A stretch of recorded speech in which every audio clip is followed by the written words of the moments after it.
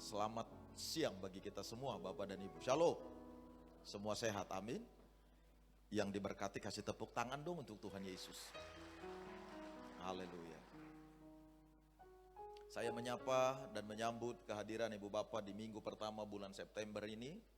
Saya yakin dan percaya hari-hari yang ke depan merupakan hari-hari di mana Tuhan akan menyatakan penyertaan-Nya dan akan melakukan hal-hal yang ajaib, yang baru bagi setiap kita yang berjalan di dalam tuntunan Tuhan.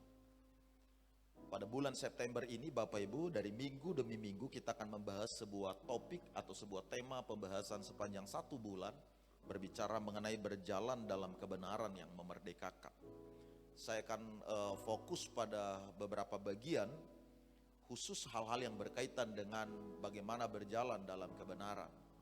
Nah, untuk membahas tema ini, Bapak Ibu Saudara-saudara, saya ajak kita lebih dahulu membuka ayat Alkitab dari kitab Yeremia pasal 17, ayat 5 sampai dengan ayat 8. Saya mengajak kita membaca ayat Alkitab ini bersama-sama. Yeremia pasal 17 ayat 5 sampai 8. Mari membuka ayat Alkitabnya dan kita baca bersama-sama. Demikian saya awali ayat 5, 6, 7, dan 8. Kita baca bersama-sama ya. Beginilah firman Tuhan, terkutuklah orang yang mengandalkan manusia, yang mengandalkan kekuatannya sendiri, dan yang hatinya jauh daripada Tuhan. Ia akan seperti semak bulus di padang belantara. Ia tidak akan mengalami datangnya keadaan baik. Ia akan tinggal di tanah angus di padang gurun, di negeri padang asin yang tidak berpenduduk. Diberkatilah orang yang mengandalkan Tuhan, yang menaruh harapannya pada Tuhan. Ia akan seperti pohon yang ditanam di tepi air, yang merambatkan akar-akarnya ke tepi batang air, dan yang tidak mengalami datangnya panas terik, yang daunnya tetap hijau, yang tidak khawatir dalam tahun kering, dan yang tidak berhenti menghasilkan buah. Bapak dan Ibu, saudara-saudara sekalian, berjalan dalam kebenaran sesungguhnya merupakan hal yang sungguh sangat penting bagi setiap kita, khusus orang-orang percaya. Kalau kita memperhatikan seluruh isi Alkitab, kita mulai dari kitab Perjanjian Lama sampai dengan kitab Perjanjian Baru, maka kita akan menemukan bahwa ada jauh lebih banyak ayat-ayat Alkitab yang mencatat atau membicarakan tentang kebenaran atau berjalan dalam kebenaran dibandingkan dengan ayat-ayat yang mencatat tentang iman termasuk kesetiaan. Seorang peneliti pernah melakukan penelitian dalam kitab Perjanjian Lama maupun kitab Perjanjian Baru untuk menemukan seberapa banyak kata kebenaran yang dicatat dalam ayat-ayat Alkitab kita dan seberapa banyak kata iman. Maka dalam laporan peneliti tersebut disampaikan bahwa ada 540 kali kata kebenaran atau berjalan dalam kebenaran yang dicatat dalam ayat Alkitab. Sedangkan kata yang mencatat iman sejumlah 348 kali. Ini menjelaskan betapa sangat penting berjalan dalam kebenaran itu. Bahkan sungguh sangat penting sebenarnya. Itu sebabnya ada banyak ayat-ayat yang menghimbau, yang mendorong, yang membicarakan tentang kebenaran dibandingkan dengan tentang iman, termasuk tentang kesetiaan. Nah, saudara, merupakan hal yang ironis, walau semua orang, bahkan ayat Alkitab telah menjelaskan bahwa berjalan dalam kebenaran adalah merupakan hal yang sungguh sangat penting. Namun masih ada banyak orang yang kebingungan bagaimana berjalan dalam kebenaran itu. Itu saya sebut ironis. Walau semua orang bahkan ayat Alkitab telah menjelaskan betapa sungguh sangat penting berjalan dalam kebenaran, tetapi pada kenyataan masih ada banyak orang yang sama sekali tidak mengerti bagaimana yang dimaksud dengan berjalan dalam kebenaran itu. Bahkan walau mereka adalah orang yang percaya. Nah, mengingat alasan di atas yang sudah saya kemukakan, yakni berjalan dalam kebenaran ternyata sungguh sangat penting. Dan walau sangat penting, tetapi masih banyak orang belum mengerti, bahkan tidak tahu sama sekali bagaimana yang dimaksud dengan berjalan dalam kebenaran. Mengingat hal-hal inilah, maka pada minggu pertama ini, saya ingin membagikan kepada kita sekalian bagaimana cara berjalan dalam kebenaran yang benar dan bagaimana cara berjalan dalam kebenaran yang salah. Dua hal ini perlu kita ketahui supaya saudara paham seperti apa kita menjalani kehidupan atau panggilan kita sebagai orang Kristen selama ini. Apakah kita menjalani hidup kita sebagai orang percaya dalam kebenaran dengan cara yang benar atau masih dengan cara yang keliru? Saya akan coba masuk kepada poin pertama, yakni cara yang salah. Berjalan dalam kebenaran dengan cara yang salah dikemukakan dalam Yeremia pasal 17 ayat 5, yakni mengandalkan manusia. Perhatikan apa yang dikemukakan oleh ayat 5. Yuk sama-sama kita baca sekali lagi Bapak dan Ibu saudara-saudara, 2-3 ya. Beginilah firman Tuhan. Terkutuklah orang yang mengandalkan manusia, yang mengandalkan kekuatannya sendiri, dan yang hatinya menjauh daripada Tuhan. Kata kunci dari uraian kalimat ini bukan pada kata terkutuk. Kata kunci dalam ayat Alkitab yakni ayat 5 ini bukan pada yang hatinya jauh dari Tuhan.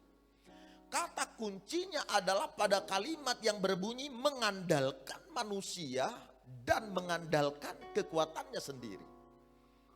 Ini adalah kata kunci dari apa yang dikemukakan oleh ayat 5. Ketika kita mengandalkan manusia atau mengandalkan kekuatan kita sendirilah, maka hal ini yang akan membuat hati kita menjadi jauh dari Tuhan.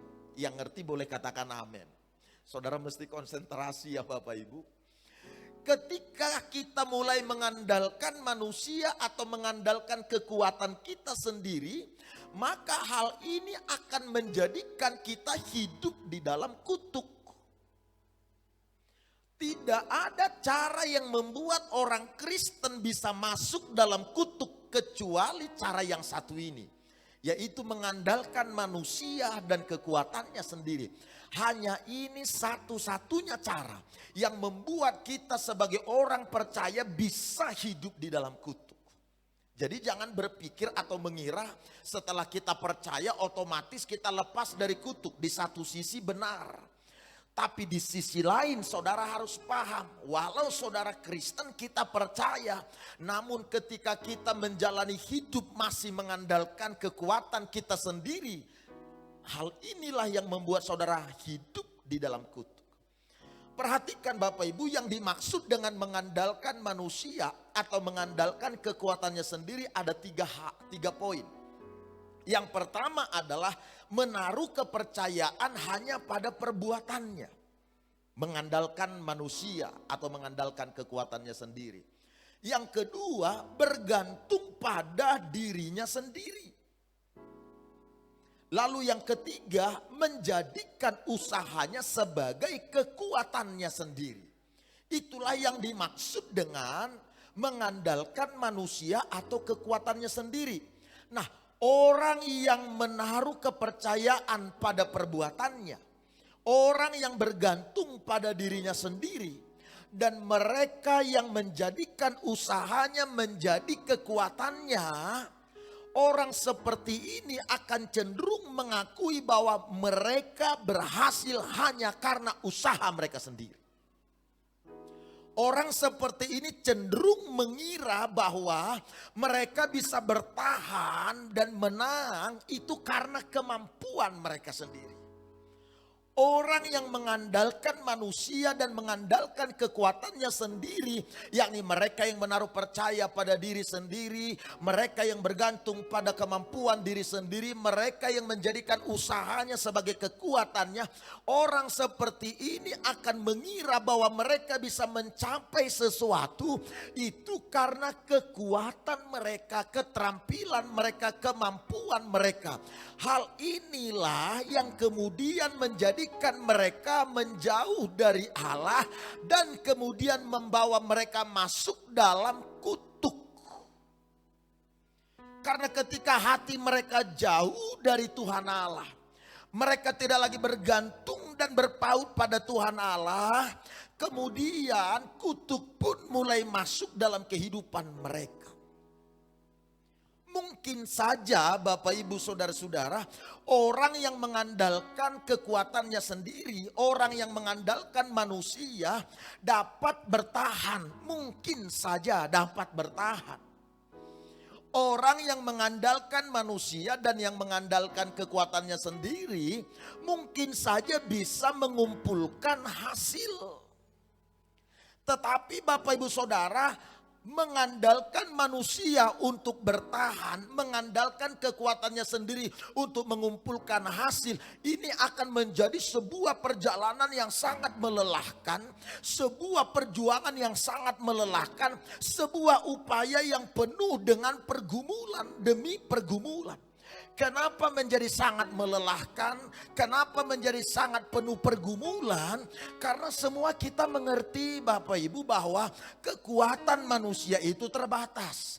Kemampuan kita ini terbatas, keterampilan kita terbatas. Ketika kita mulai mengandalkan kekuatan kita, kita mengandalkan kemampuan kita mengandalkan diri kita sendiri untuk bertahan, untuk mengumpulkan hasil, untuk bisa mencapai atau menjalani hari besok, maka kemudian apa-apa yang kita dapatkan pun akhirnya menjadi terbatas. Bayangkan betapa lelahnya kita untuk bertahan, untuk bertanding karena kemampuan kita yang terbatas ini. Itu sebabnya penuh dengan pergumulan, penuh dengan perjuangan, bahkan sangat melelahkan. Kalau kita berjalan dalam hidup ini dengan mengandalkan kekuatan kita sendiri, dengan mengandalkan kemampuan kita sendiri. Bahkan bahkan bisa dipastikan bahwa kita tidak akan bisa mencapai hal-hal yang melampaui batas-batas normal karena kita mengandalkan kekuatan kita sendiri. Yang kita bisa capai pun adalah hal yang terbatas, yang bisa kita menangkan pun adalah hal yang terbatas, yang bisa kita kumpulkan pun adalah hasil sesuai dengan hal-hal terbatas yang kita punya. Karenanya sangat melelahkan sebenarnya kalau kita berjalan dalam kehidupan tapi dengan cara yang salah, yakni mengandalkan manusia atau kekuatan kita sendiri. Jika ada di antara kita atau di antara orang-orang Kristen pada umumnya mengalami kelelahan ketika berjalan, mengalami kelelahan ketika berjuang, bahkan tidak bisa mengalami terobosan-terobosan peningkatan dan pencapaian-pencapaian yang menakjubkan sepanjang hidupnya, kita perlu dengan rendah hati mencari tahu, jangan-jangan kita tergolong orang yang berjalan atau menjalani kehidupan dengan cara yang salah. Kita mengandalkan manusia, mengandalkan kekuatan kita sendiri, dan mengandalkan kemampuan kita sendiri. Kalau melihat kepada kehidupan seorang pria muda yang bernama Yusuf yang dijelaskan dalam kitab Kejadian, Yusuf kalau mengandalkan kekuatannya, mengandalkan kemampuannya sendiri, tentulah tidak mungkin bisa ada di posisi tertinggi di tanah Mesir atau di istana Firaun. Bagaimana mungkin Yusuf bisa ada di posisi tertinggi tersebut kalau hanya dengan mengandalkan kemampuan dan kekuatannya? Yusuf bukanlah penduduk negeri Mesir. Yusuf seorang buangan. Bahkan Yusuf juga tidak memenuhi kriteria-kriteria atau syarat-syarat untuk berada di posisi itu. Tetapi karena Yusuf sejak dari mudanya Dia adalah orang yang menghormati Allah. Dia tidak mengandalkan kekuatannya dan tidak bersandar pada kemampuannya. Tidak mengandalkan manusia dan siapapun Bapak Ibu kecuali hanya Tuhan. Alkitab melaporkan pada kita beberapa menit yang lalu Yusuf masih seorang tawanan di penjara Mesir. Tetapi kemudian dari penjara Mesir dia bisa segera meningkat mencapai posisi tertinggi di tanah Mesir atau di istana Firaun. Yusuf awalnya adalah seorang buangan Bapak Ibu Saudara-saudara. Tetapi kemudian seorang buangan bisa memiliki kemampuan untuk menafsirkan mimpi Raja Firaun yang menggelisahkan itu. Bagaimana semua kemampuan supranatural ini dimiliki oleh Yusuf? Karena dia bergantung dan percaya pada Allah. Dia tidak mengandalkan kemampuannya, tidak mengandalkan manusia. Dia penuh hormat pada Tuhan Allah. Saya dorong Bapak dan Ibu kita sekalian yang ada di ruangan. Jadilah orang yang terus menerus menghormati Tuhan Allah. Jadilah orang yang mengandalkan Tuhan. Lepaskanlah cara berjalan dengan mengandalkan kekuatan dan kemampuan kita sendiri. Kalau saudara terus menerus percaya pada Allah di tengah berbagai gejolak dan situasi, Allah yang tak terbatas akan membawa saudara menembus batas-batas normal yang ada. Saudara akan melihat kemenangan, melihat hal-hal ajaib, bahkan melihat hal-hal yang luar biasa yang tidak bisa dijangkau oleh kemampuan natural saudara akan datang dalam kehidupan kita. Yang mengerti, yang percaya, yang setuju, katakan amin. Berikan tepuk tangan bagi Tuhan Allah kita.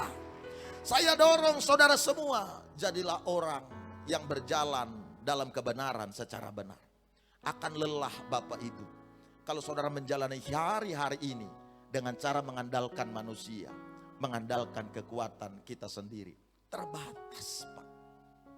Tapi kalau saudara datang pada Tuhan, mengandalkan Dia, tidak ada hal apapun yang bisa membatasi Dia. Dokter barangkali berkata sudah tidak bisa sembuh lagi. Tetapi itu bukanlah akhir dari segala-galanya. Ketika saudara percaya dan menaruh harap pada Tuhan, maka apa yang dikatakan tidak mungkin sembuh lagi akan menjadi mungkin dan menjadi sehat serta panjang umur dan diberkati oleh Tuhan. Yang setuju sekali lagi tepuk tangan bagi Tuhan Allah. Walau musim situasi berkata tidak mungkin kita bangkit berhasil, tidak mungkin kita menghasilkan buah, tidak mungkin kita bertumbuh berkembang dengan pesat di tengah-tengah musim kering dan situasi yang berat penuh krisis dan tantangan. Itu barangkali menurut para pakar, para peneliti, para ahli-ahli ekonomi. Tetapi jangan salah, itu bukanlah akhir segala-galanya. Kita masih punya seseorang, satu pribadi, sang pengambil keputusan terakhir, namanya Yesus Kristus. Percaya dan berharap pada Dia, maka saudara akan melihat hal-hal yang tidak terbatas menyapa setiap langkah dan keluar masuk kita sekalian. Saya akan beritahu kepada kita semua seperti apa Alkitab menggambarkan, mendeskripsikan kehidupan orang yang mengandalkan manusia, mengandalkan kekuatannya sendiri. Mari perhatikan sebentar Bapak Ibu Saudara-saudara. Kita baca sekali lagi ayat 6. Mari kita membaca bersama-sama 2, 3, ya. Ia akan seperti semak bulus di padang belantara. Ia tidak akan mengalami datangnya keadaan baik. Ia akan tinggal di tanah angus di padang gurun, di negeri padang asin yang tidak berpenduduk. Ayat 6 ini Bapak Ibu mendeskripsikan atau menjelaskan kepada kita seperti apa gambaran akhir atau gambaran keadaan orang yang hidupnya terkutuk, orang yang hidupnya mengandalkan manusia dan kekuatannya sendiri. Alkitab menjelaskan bahwa ia seperti semak bulus di padang belantara. Semak di padang belantara, saudara bisa bayangkan. Sekali lagi, semak di padang belantara, bukan di padang bulan, apalagi di padang sidempuan. Nah, beda, saudara. Beda kalau semak di padang bulan, nah itu bisa subur. Semak di padang sidempuan juga banyak. Semak di padang belantara. Ini menjelaskan tampak lelah, layu, tua dan suram. Ini yang disebut dengan mansur, masa depan suram. Lalu kemudian Bapak Ibu Saudara-saudara, bukan hanya digambarkan seperti semak bulus di padang belantara, orang yang mengandalkan manusia dan kekuatannya sendiri ini. Alkitab juga menjelaskan kepada kita bahwa ia tidak akan mengalami datangnya keadaan baik. Perhatikan dengan teliti kalimatnya. Kalimatnya berkata, ia tidak akan mengalami datangnya keadaan baik. Bukan, ayat Alkitabnya tidak bilang bahwa keadaan baik tidak datang padanya. Bukan itu kalimatnya, bukan. Kalimat ini tidak berkata bahwa dia tidak mengalami keadaan baik, bukan. Tetapi dia tidak akan mengalami datangnya keadaan baik. Dengan kata lain, keadaan baik itu sebenarnya datang padanya. Keadaan baik masuk di jalan-jalan hidupnya. Tetapi dia tidak bisa mengalaminya. Dia tidak bisa melihatnya. Karena apa? Karena orang yang mengandalkan kekuatannya sendiri, orang yang mengandalkan manusia, tidak memiliki kemampuan untuk bisa melihat atau mengalami berkat-berkat hebat dari Tuhan Allah. Yang ngerti boleh katakan amin. Karena itu walau keadaan baik datang padanya, keadaan baik terjadi di hidupnya, dia nggak mengalami, nggak bisa melihatnya. Orang yang mengandalkan kekuatannya sendiri, orang yang mengandalkan kemampuannya sendiri, hanya melihat hal-hal baik berasal dari dirinya sendiri saja. Itu sebabnya orang yang mengandalkan kekuatan manusia, mengandalkan kekuatannya sendiri, cenderung arogan dan frustrasi. Arogan karena apa? Mengabaikan istrinya, mengabaikan anak-anaknya, mengabaikan suaminya, mengabaikan orang-orang lain yang ada di sekitarnya, termasuk mengabaikan kasih karunia Tuhan. Mereka tidak meyakini, tidak percaya bahwa keberhasilan yang dia peroleh adalah karena kontribusi istri atau suami atau anak-anaknya. Dia tidak melihat hadirnya istri, suami, anak-anak ini sebagai hal yang baik. Dia nggak lihat ini Bapak Ibu. Makanya dia abaikan, dia arogan dengan mereka ini. Dia hanya percaya hal baik itu datang dari dirinya, upayanya, kerja kerasnya. Makanya orang lain cenderung dia remehkan, dia anggap enteng. Frustrasi orang ini, frustrasi karena apa? Karena dia walau mengalami hal baik, hal-hal baik lainnya pun akan meninggalkan dia. Allah tidak pernah memberkati seseorang tetapi kemudian meminta syarat hal-hal baik lainnya harus kehilangan atau meninggalkan dia. Ini bukan model berkat dari Tuhan Allah. Model berkat begini, dia berkati kita secara finansial, tetapi anak kita akan cacat, anak kita akan mati muda, anak kita akan celaka, atau anak kita tidak akan punya keturunan. Ini bukan model Tuhan Allah memberkati, ini model penunggu Gunung Kidul memberkati. Kalau penunggu Gunung Kidul begitu, ada syaratnya, ada tumbalnya. Kata mereka, saya pun cuma dengar cerita itu. Kalau berkat yang datang dari kegelapan selalu menuntut tumbal atau syarat-syarat. Tapi Tuhan tidak. Makanya orang yang mengandalkan kekuatannya, mengandalkan manusia cenderung frustrasi. Karena walau dia memperoleh hal baik, ada hasil yang dia dapat. Tapi dia kehilangan yang lain. Kehilangan hubungan, kehilangan kebahagiaan dengan suami istri, dengan anak-anak. Kehilangan keharmonisan, kehilangan yang lain akan terjadi. Dan dengar, ini bukan model Tuhan dalam memberi berkat. Kalau dia memberi berkat, berkat dari Tuhan itu sifatnya komprehensif atau menyeluruh. Menjangkau seluruhnya, bukan cuma kesehatan kita diberkati, tetapi finansial kita pun diberkati, keluarga kita diberkati, anak-anak kita diberkati, pekerjaan kita diberkati. Itulah berkat-berkat yang datang dari Tuhan. Dia mencakup seluruhnya, makanya asal kata berkat dalam bahasa Yunani disebut eulogia. Mencakup semua hal, kemampuan bekerja, kemampuan berhasil, kemampuan untuk mengumpulkan ke pencapaian. Ini adalah eulogia, kesehatan. Dan untuk apa saudara diberkati secara finansial tapi kemudian kita kehilangan kesehatan kita? Ada orang begitu bukan? Makanya saya dorong saudara, jangan menggunakan semua energi saudara hanya untuk mengumpulkan kekayaan. Jangan menggunakan semua kesehatan saudara hanya untuk mendapatkan kekayaan dan penghasilan. Yang kemudian setelah saudara mendapatkan kekayaan dan penghasilan, maka saudara akan menghabiskan kekayaan dan penghasilan ini untuk mendapatkan kesehatan. Kalau saudara mengandalkan Tuhan, berjalan di dalam jalan Tuhan, saudara akan melihat hal-hal hebat terjadi atas hidup kita. Saudara tidak akan hidup di dalam kutuk. Jadi yang namanya dikutuk itu atau hidup dalam kutuk itu, dia tidak bisa melihat hal baik walau hal baik itu datang. Tapi saudara, jadilah orang-orang yang menghormati Allah, mengandalkan Tuhan. Dan saudara akan melihat hal-hal baik datang dalam kehidupan kita. Kita tidak lagi seperti semak bulus yang hidup di padang belantara. Tapi saudara akan seperti pohon yang ditanam di tepi aliran air, yang menghasilkan buahnya pada musimnya. Apa saja yang diperbuat berhasil. Yang mengerti tepuk tangan bagi Tuhan.